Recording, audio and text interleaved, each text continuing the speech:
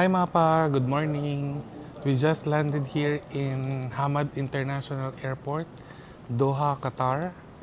So dumating yung plane around 10:30 ng gabi. So this time it feels surreal.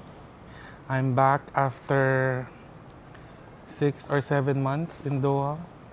But this time, I'm not going to baggage claim. This is now my final destination. So, dun tayo sa transfers. Look.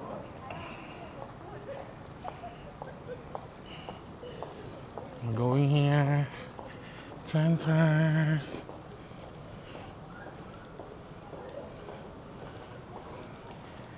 So, dito niya tinuro.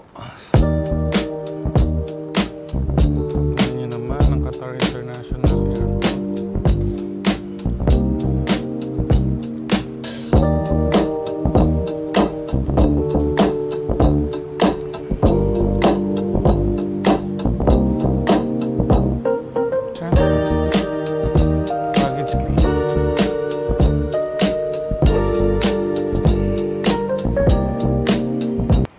Tignan nyo naman, sa loob pa lang ng airport may train na.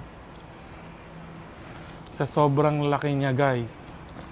Actually, sa more than 10 years ko sa Doha pabalik-balik, baka ito yung first time na malilibot ko yung Hamad International Airport. Kasi kapag uuwi ako, meron ka lang 2 hours, 3 hours, tapos mag-check-in ka pa. And then, you have your immigration and all that, duty-free. Wala ka ng time para maglibot. Siguro around 30 minutes or to 1 hour na lang yung matitira sa'yo. Yun. Wala na, di mo na malilibot.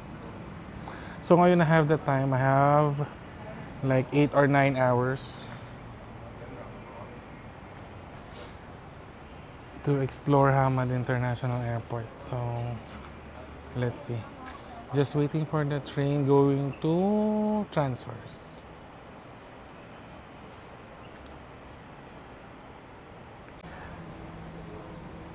Actually, pwede namang maglakad papuntang doon sa transfer. Going there, maglalakad ka papunta doon.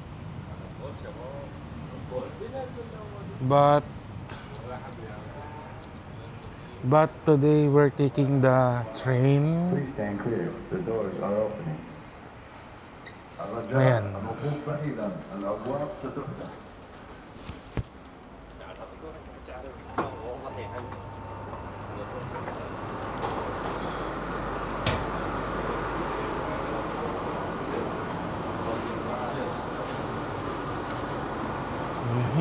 Tignan niyo naman.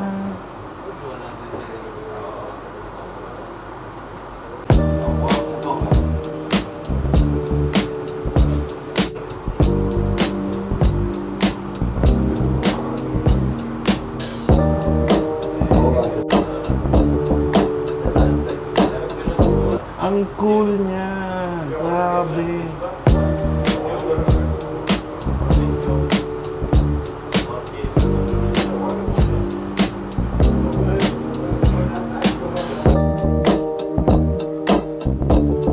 So, naglalakad pa rin po tayo for transfers.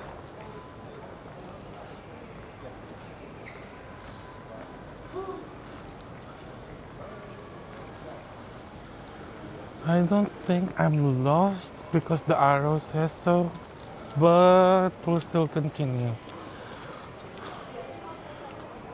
I think we're just going in a loop.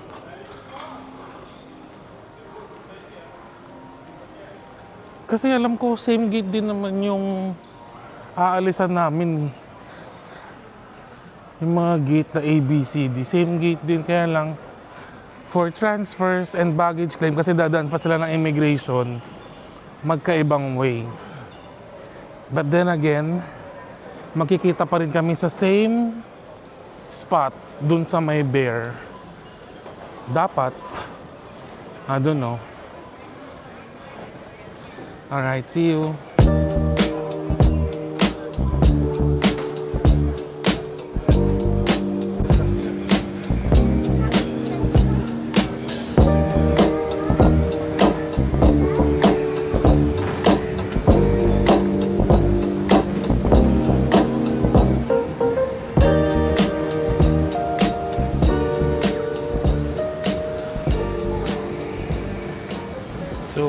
bale view perspective.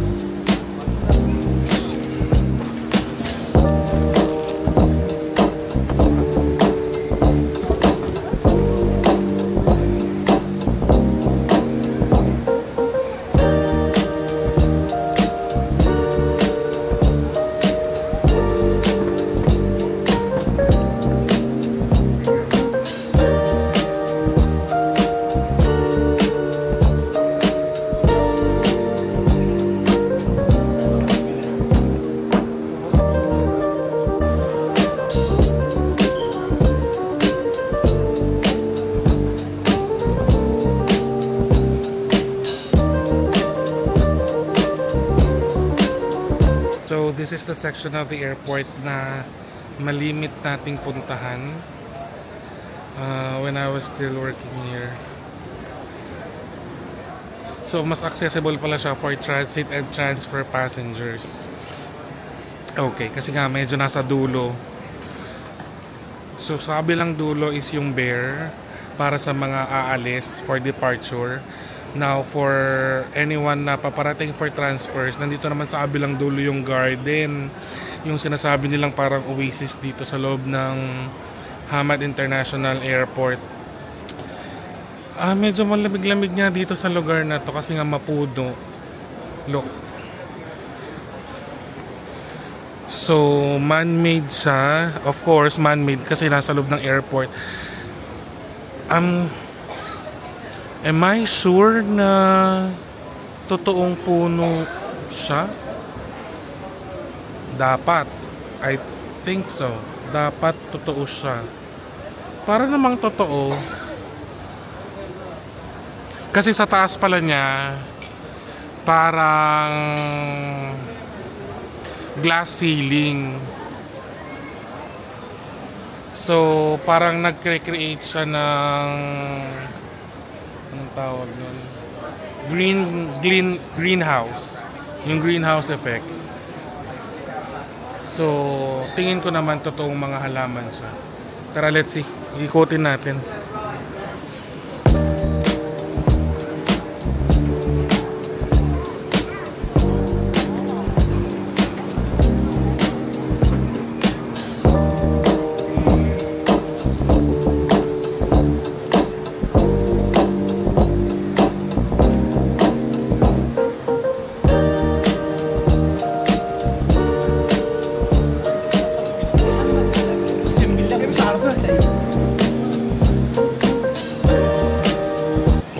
Grabe, very international talaga yung dating niya. Tingnan nyo guys.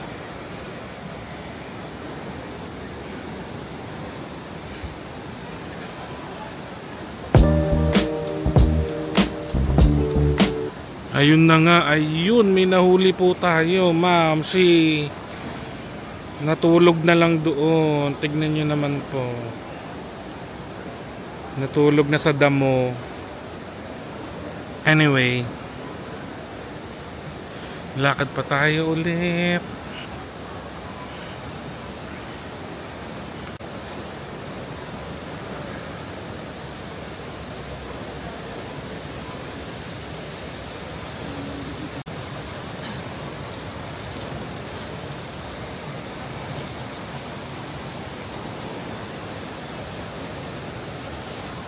Yan yung sinasabi ko sa inyong parang may glass ceiling na nakikreate na parang greenhouse dito sa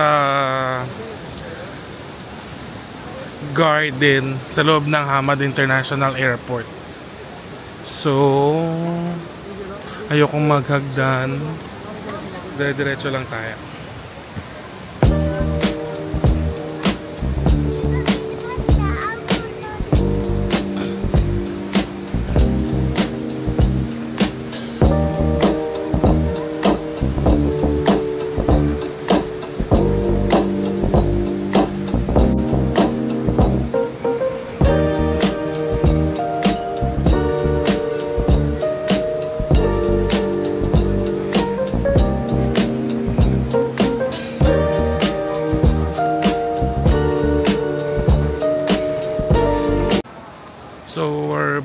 at the orchard.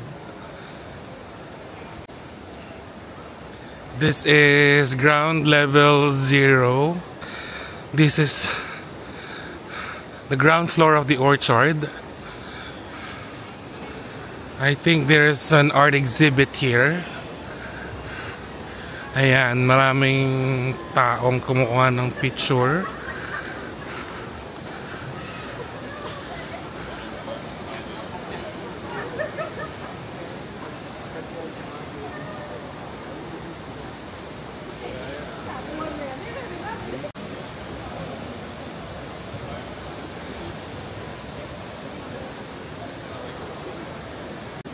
It looks like a portrayal of the Last Supper, but it's composed of animals. So let's roam around more.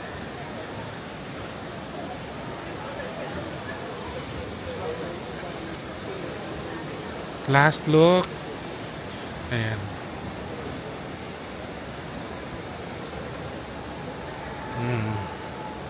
Ayan ang mga auntie mo nagpapalipas ng gabi dito. Mga magta-transit, ayan, natulog na lang sa lapag.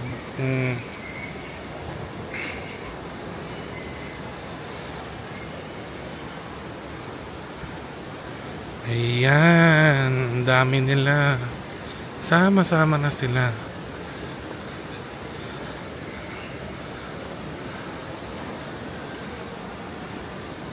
Ito pa, may mga mini house. Ang cute.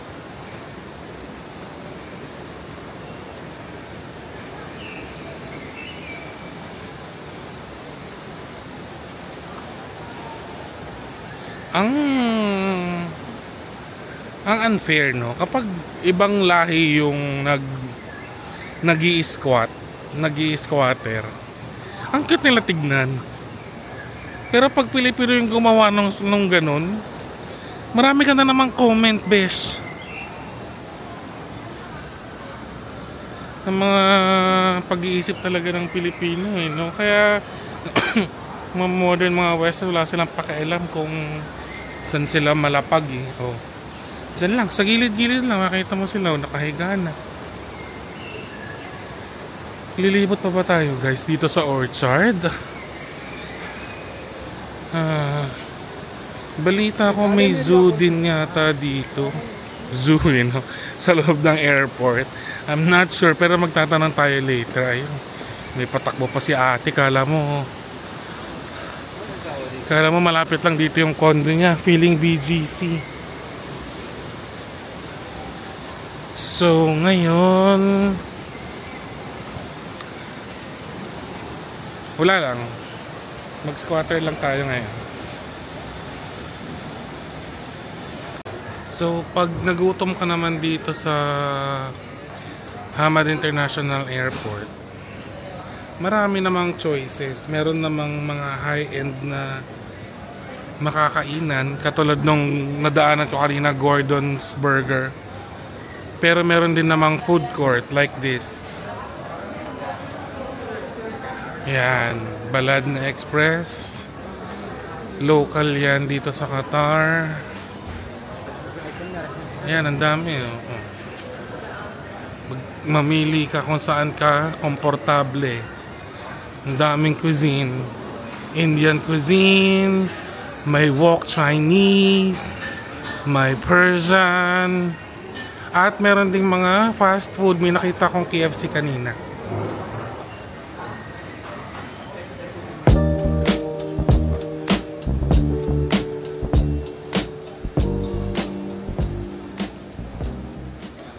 So that's one of the sculptures available in the orchard ground floor. Elephant. Balik tayo sa orchard.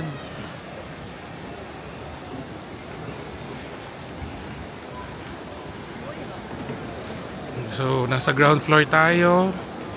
Ayun, merong sky bridge sa taas.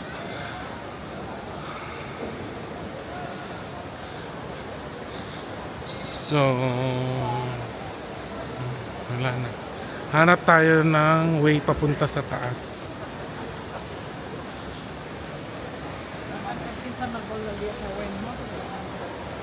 That's it for the orchard, guys. Mapa.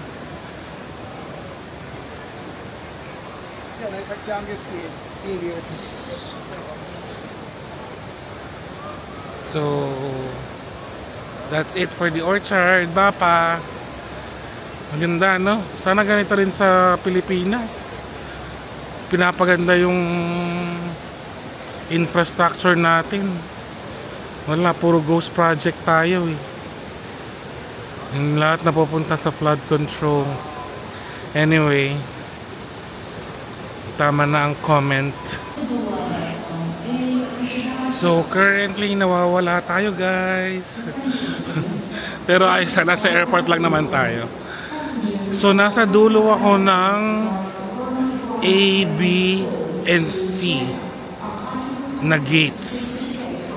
Nagtanong ako, sabi, I'm on the other side of the airport and I need to go to the other side to see the bear. So ibig sabihin, nasa dulo ako, nandun sa kabilang dulo. At sabi sa akin ng staff, it will take like 15 minutes of walking. Wow. Ala, good luck. Good luck sa akin. 15 minutes of walking. Alright. I'll see you there. Papakita ko sa inyo yung teddy bear. Teddy bear? Teddy bear? Sabi ni kuya kanina. The teddy bear? Yes, kuya, teddy bear. See you.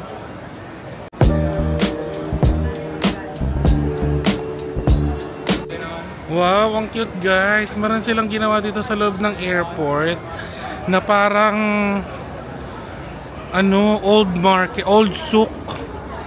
Parang dinala nila dito sa airport yung old souk. Siguro para dun sa mga hindi na makakalabas kapag nag-transit. Pero grabe, kung makakalabas kayo, go to old souk. Eto, tingnan nyo, ang ganda.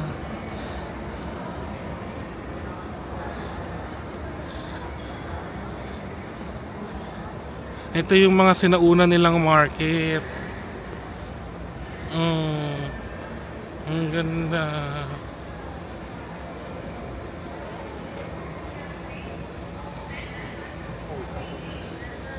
Ikot nga tayo sa loob.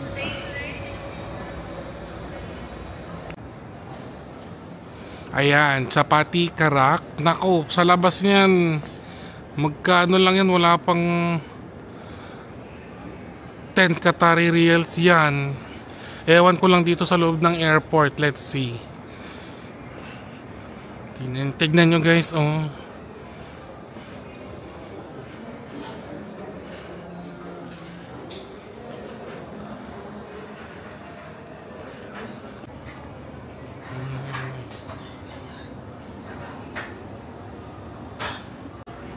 Ayun na nga, guys, 30 Riyals na siya dito pagdating sa airport. What a markup. Tapos, guys, tignan nyo. Yan. Yan yung itsura ng dating Qatar. Mga old memorabilia. Yan. Ginaya din nila dito yung spice market. Pwede ka ring bumili.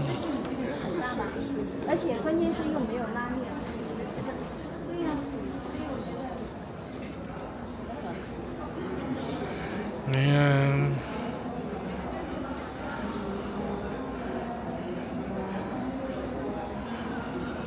Ang ganda, guys. Naku, mas maganda pa to sa mas maganda pa yung original sa labas. Kaya, guys, if you have time transiting in Doha, it's better. You'll get a visa on arrival and then go out and explore Old Souk. Hello.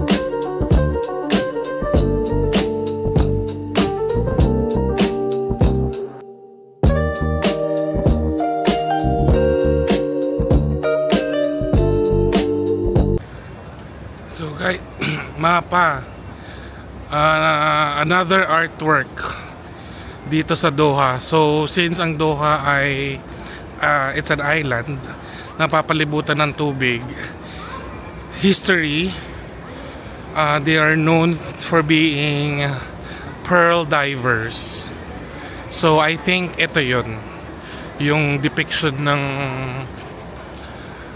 sculpture na to. Pakita ko sa inyo. Yan.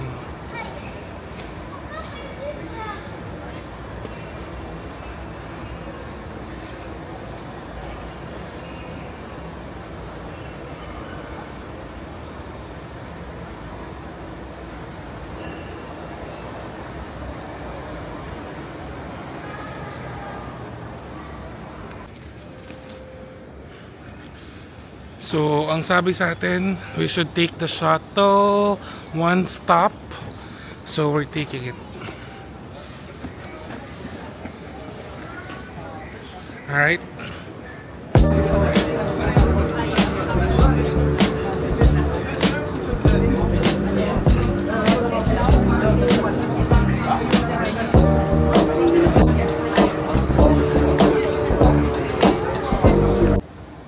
Ayan na siya, ang sikat na teddy bear ng Hamad International Airport.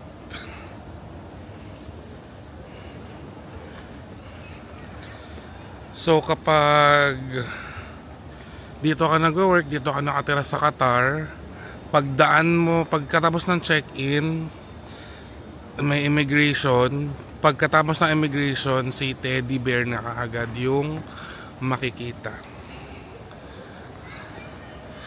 Ayan. Huwag na natin masyadong kuhanan yung mga immigration officer dito sa airport. Dito tayo sa gilid konti para iwas pahamak.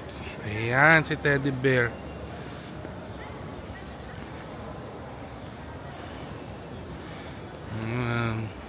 Nilapitan pa natin. Oh my god. And if you can see, sobrang laki niya.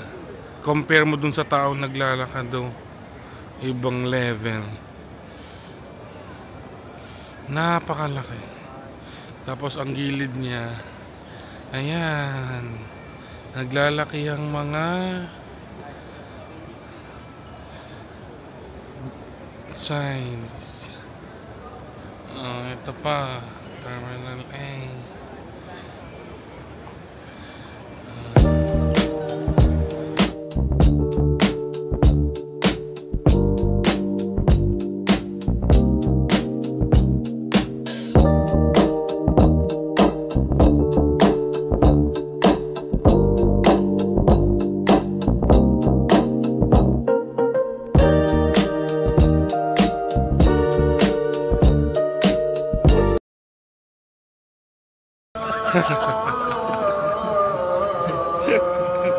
Sabi ko na, nakita ko na yung ano eh.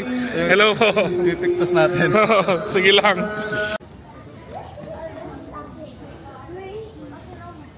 Ayan na. Ate Bless, nakita na kami ni Jojo. Hamad Airport.